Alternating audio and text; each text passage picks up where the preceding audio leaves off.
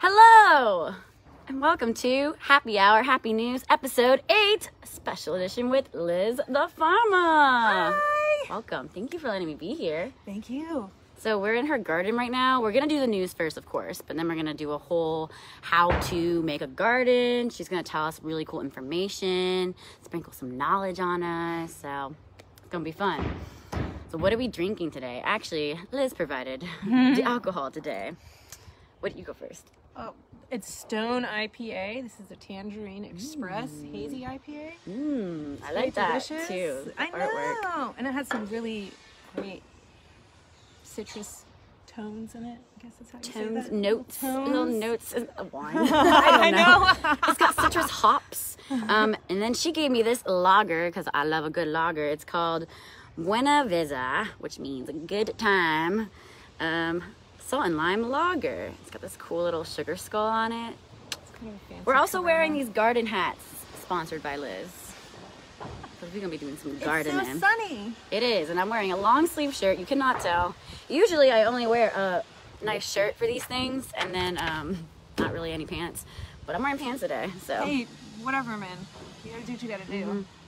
I understand. All right, so let's get to the news so we can get to the gardening. So number one, and these are actually really fun news segments today. A new study has shown that most people carry antibodies after recovering from the coronavirus. So that's good, because people were a little afraid. The study also eased the worry that some people, only those who are severely ill, for example, might make antibodies. In fact, the level of antibodies does not differ by age or sex, and even people who had only mild symptoms produce a healthy amount. Antibodies are not the same as having immunity, though. Antibody levels are closely linked with the ability to disarm the virus, the key to immunity. So, not immune, but you probably would. Let's say if you get it and then you get it again by, like, I would hate to have that happen. If you get it again, it's probably going to be very easy to get over it, mild. That's good, because I think they were saying the opposite thing. For a long time, For yeah. a long time. Like, if you get it again, it's gonna be worse. You're gonna die.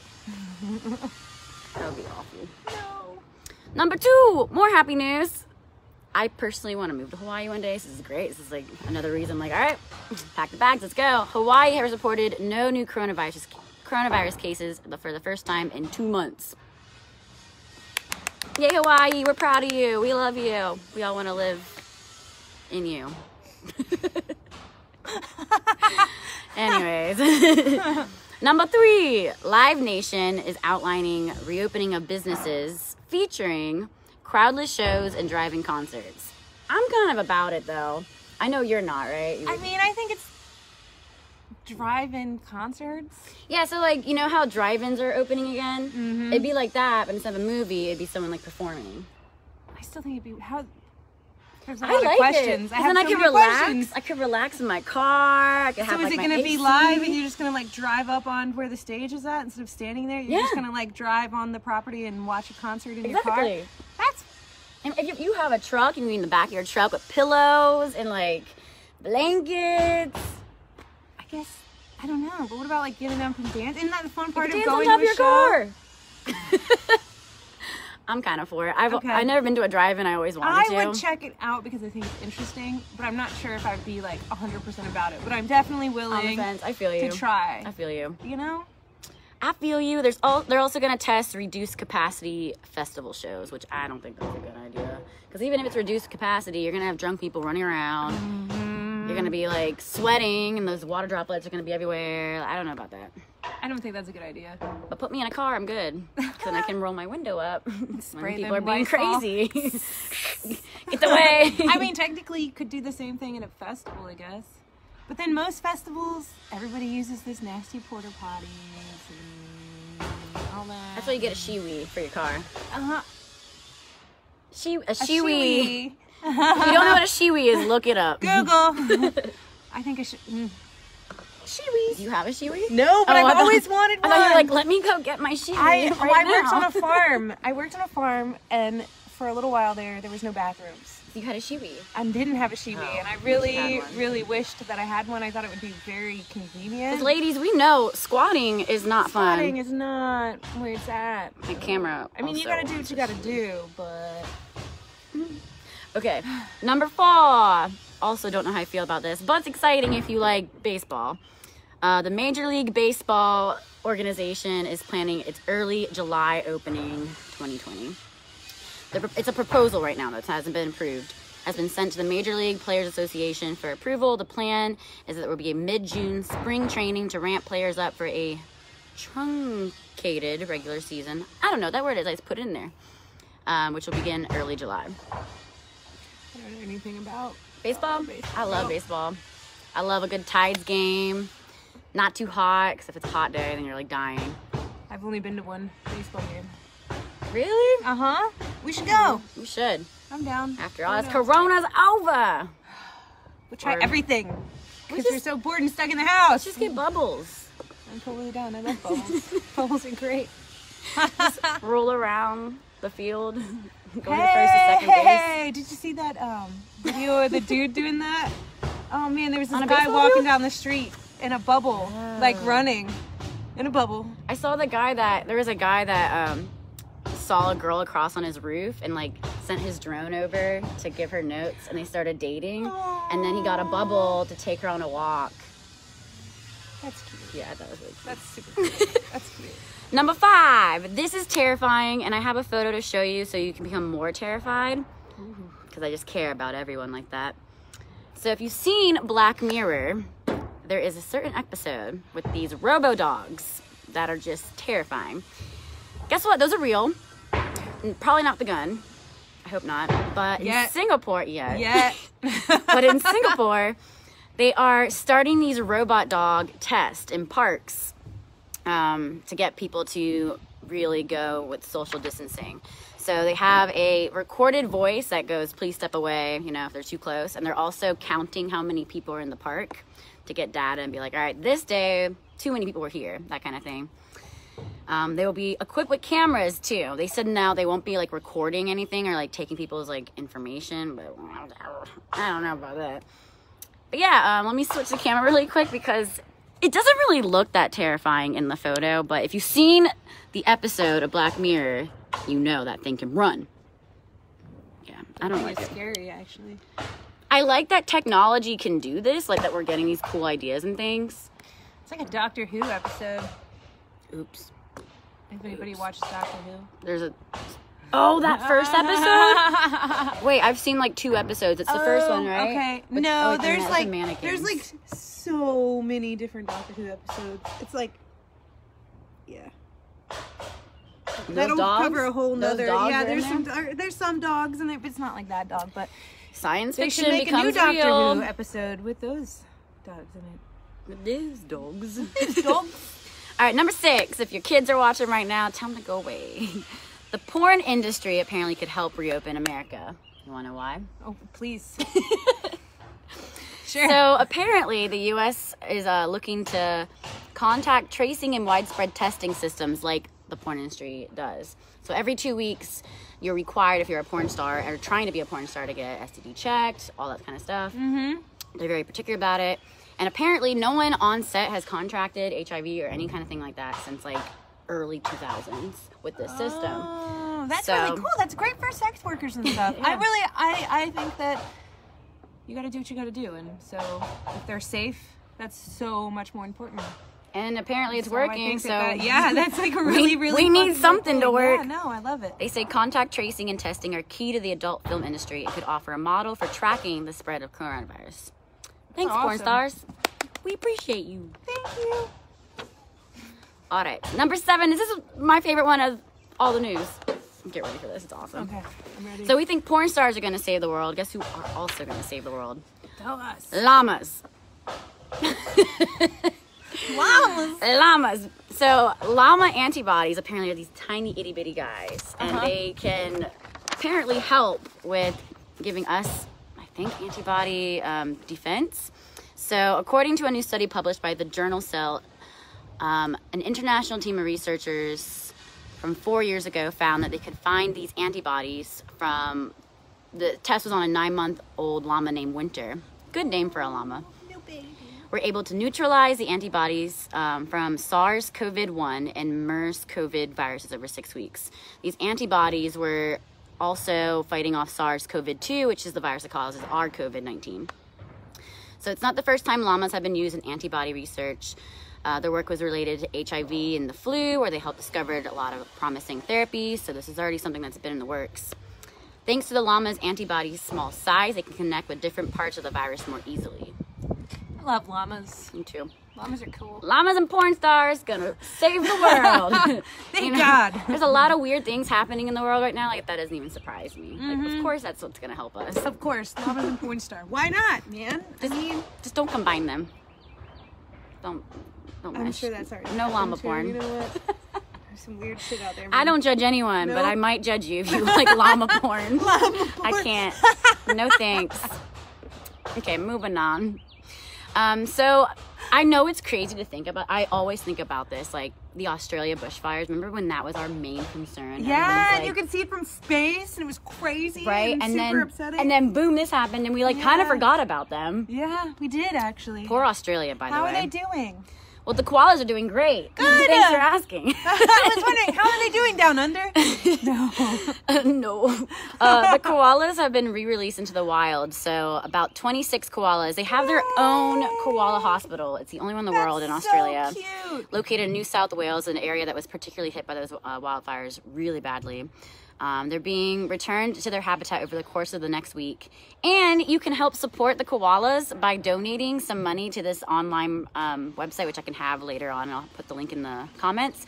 But you can adopt a koala online and help them with their funding. Oh, that's so cute. Do they send you pictures and stuff? So they better. They better. Yeah, they better. They better. Number 9. I have a lot of animals, by the way. I'm not apologizing. This is amazing. How many animals do you have? I mean, myself in real life, I have 2 animals, but I'm talking about in this news. Chicago Aquarium, it's called the Shed Aquarium, if anyone's from Chicago. I don't personally know it, but they're doing something super awesome for their oldest sea otter. His birthday is this week. He's turning 20 years old. They made a seafood cake. They had live music. They had his otter friends hanging out with him. His name is Yaku. The frozen cake was made entirely of otter-approved delicacies like fish, clams, squid, and a rendition of Happy Birthday was performed by a caretaker on the violin. And that's a nicer birthday than I've ever had in my entire life. Wow. Someone's serenading you on the violin. I know, jeez. And giving you fresh seafood. Here you go. So in the wild, sea otters only typically live 10 to 15 years, but in captivity, they can live into 20, like in their 20s. This is actually really awesome. And the cool story about him, so this zoo is more conservation, not actual like zoo. Okay. So, which is great. I agree with that. Yeah, I That's agree. Great. Usually normal zoos, I'm like, I don't want to go to you. But if it's like helping animals and things, like this guy, he wasn't saved, but his parents were saved from the Exxon oil spill in 1989. Then he was like the baby from them. So that's really cool. Oh, I have this too. One more picture. I got a picture. Oh, you can't really see very well, but that's him. That's him. And that's his birthday friends. That's his birthday cake. So cute. He having a swell time. All right. You know, I really need to invest in better camera Cliff will hook you up, capabilities. dude. Cliff is her husband. He's super cool. He's great. Last week I had a whole team of audio-visual people with really cool technology. It's just me and you. And now I have a water bottle holding up my camera. I'm not the one to ask about technology. It does what it needs to do. And last but not least, this is a super cute little story. In Indiana, there's an elementary school teacher who created this barrier with her door. It has like plastic, it has like 12 Ziploc sandwich bags, and she constructed it to put her arms through it so she can give her students hugs. So far, she's already given out 50 hugs to her students, which is like really cute. How many students does she have? I was like, does she have 50 students? I'm Yeah, like, that's a lot of that's a students. question. But maybe she's got 25 students and like they come back and get more hugs. and get more hugs. I don't know. Okay. I don't know. But yeah, so that's the end of the news. And now it's switching over to Liz, the professional gardener segment. So I think this was super awesome. She came up with the idea, but me, like, I don't know a whole lot about gardening. I have one little plant that I'm like growing in my room right now, and he's really, you'd be proud. He's like really big and strong. He's got a bunch of leaves. Yay! But there's like a tons of like things I was Googling, like what kind of soil should I use? When do I transplant the plant into the actual ground? So I feel like a lot of people are like having the same kind of questions too. It's getting nice outside. Yeah. So without further ado, what got you into gardening? I liked playing in the dirt. I like dirt. I like plants. I like how it makes me feel when I grow something from a seed all the way up to fruit, and then you can go out in your yard, and it's so great because you can like pick fruit out of your garden or vegetables or whatnot, bring it in the house and eat it. And it tastes better. It tastes better. It's cleaner. No pesticides. No. Speaking about pests, what's like the best way to get away bugs and things? See, I am a big fan of companion planting, and it's really worked well for my garden. What is companion planting? It's where you plant plants that kind of coexist like really well with other plants, and their root structures support each other. They just, some things like herbs, if you plant herbs with your vegetables, some herbs with your some vegetables, they create really strong smells, and sometimes those keep pests off. That's cool. It's like a support group. They're like, yeah, come on, guys. for plants. Hey, get away let's from all be her. happy together. That's like your friends when you go to the club and the creepy guys are coming and you're like get away from me. Yes, it's always helpful. Love it. It's always nice to have that. that. So I saw that like marigold is good. Like, what are types of plants that you would plant for that? Tarragon. Tarragon is a great companion plant to almost everything. It's what you would call a nurse plant. And so that's one of my favorites. I love hyssop. It has a really strong licorice smell, and it, you know, it keeps other pests away. Sage, super easy to grow around here. It can come back every year. Rosemary is great for like a hedge, and you can also grow it on potatoes. And they're antiviral. Sage, rosemary. Lavender. Lavender's a fun one to grow. Some varieties are harder to grow than others, but typically... Yeah, she told me there are multiple types of lavender plants. There's like 47 different varieties of lavender, man. What? I know! That's like really crazy. I was like, crazy. I thought it was just one. I always wanted to make a fern leaf pink lavender. I thought that would be really fun to like engineer. Does it still smell like lavender? It smells like lavender, but the flowers are pink on like some pink lavenders, and then fern leaf lavender, it's like almost lemony. Oh, and it tastes so good. I love it. I love to cook with it. What are 3 things you'd tell someone first starting out their garden? Or basically like, don't do this. Make sure you have enough sunlight. Like, super important. Because sometimes people put gardens in places they don't like watch the sun or whatever. Or there's like a big tree that there's a big tree that might cover it, and so you want to make sure you have a lot of sunlight. Also, plant it close to a water source so that you don't have to cart water back and forth, because that is a pain in the butt. Yeah, like big gallons. Yes. And then also, you know, do your research when you're choosing certain vegetables and herbs. It's, you know, because some things work better in your area than others. Like a pumpkin. So, like a pumpkin. Pumpkins are fun. I looked that up, and they were like, don't plant a pumpkin if you don't have the space. Yeah, they do. They're They intrusive, take up a right? lot. They are intrusive. Watermelon pumpkins. Some of those are really viney, and they don't really... Some people love to grow them, but personally for me, I don't have the room. And also, they take up... They just... You get like one pumpkin. It's disappointing. I just got one. What the heck? I want like 20. I want more. I want more pumpkins. More pumpkins. That's cool though. So what are the easiest things to grow, you would say, like a good beginner plant? Rosemary. Rosemary. Super easy. A lot of people like to try tomatoes. Tomatoes, as long as you have 6 or more hours of sunlight, you can grow tomato. There are different fertilizers that you want to give it and stuff, but if you just want to try to grow a tomato, I would say that's one of the easier vegetables tomatoes to do. too. Tomatoes are, and they taste so good. But stay with like a simple tomato. Don't go with like the hybrids or all the What's super a simple extra. one? Like all these things I don't know. A beef, like a beefsteak tomato. They're pretty easy to grow. But like last year I had a beefsteak tomato. I had like 27 different tomatoes, but the white tomatoes are very hard to grow. it made me upset because I have a green thumb, and when I couldn't grow the white tomato, You were like, oh my God. I know, I was a little heartbroken. I'm sorry. I was like, please grow. Please, I love you. What's happening? Yeah, that's like, I don't want to ever kill a plant. It feels so It makes me feel so guilty. It's like, it's so happy. Like my bell pepper, I'm like, oh my God. I have one plant, it's a bell pepper, and it's growing real nice. And I'm like, you're doing a great Plenty of job. plants. I'll give you some. I'll give you some plants. I love that. We're gonna do a tour too in a second. Oh, If you like. that's fine. Surprise. Surprise! Let's see. All right, so what do you love most about gardening? Man, I love the feeling of peace that I get when I'm hanging out in my garden, because it's something that I made and grew, and it's I get really to feed relaxing. my family, and it's just such a great feeling of accomplishment when you grow something. It's wonderful. It's great for you. You get a little nice suntan if you wear the right clothes, or you get a little Or sunburn. farmer's tan. Oh, speaking of tanning, Liz told me this really cool fact. So apparently plants can get kind of like a sunburn. Yeah, they do. Some plants go through what you call bleaching, and they lose their color in their leaves because the sunlight. Isn't that crazy? Plants get sunburned. Uh-huh.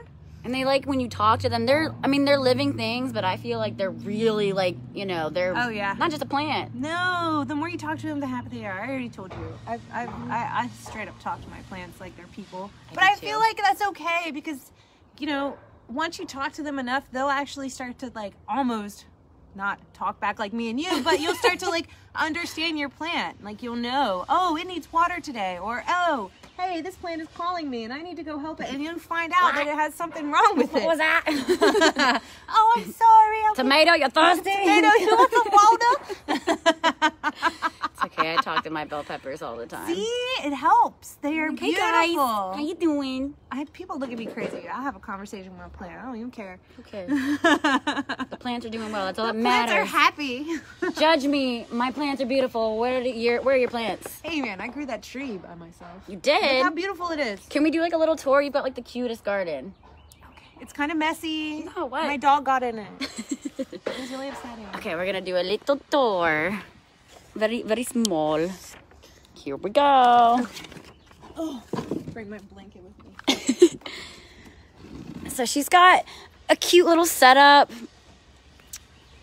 Okay. You gotta tell us all the plants. Yeah. You have a lot though. Yeah, I do. I'm sorry about this side. Again, the dog.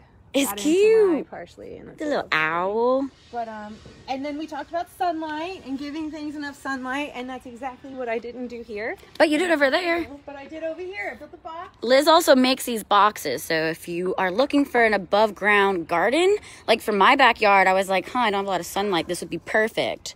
Because you literally just put it up anywhere you have the space. And now this is kind of weird. So I did a job yesterday, and I got all these palm trees. And I wanted to keep them alive, so I stuck them in dirt. But these aren't supposed to be in here. This is not, what we would call perfect, but it's okay. What are these little guys? These are going to be cucumbers.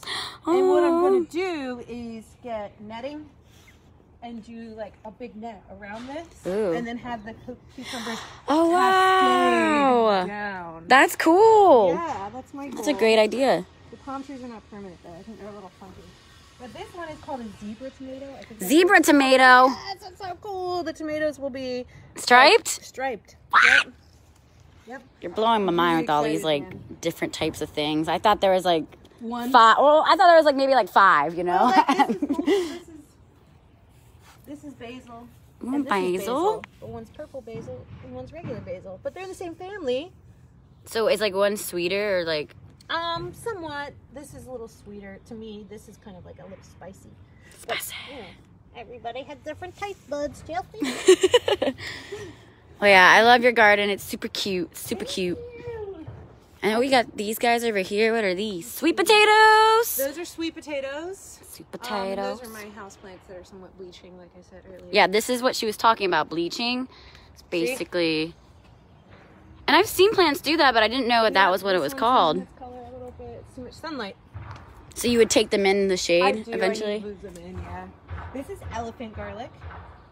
Isn't that cool? I'd never seen one so big. Like, but the garlic will be like this big. It's gonna be great. I'm so stoked on eating it.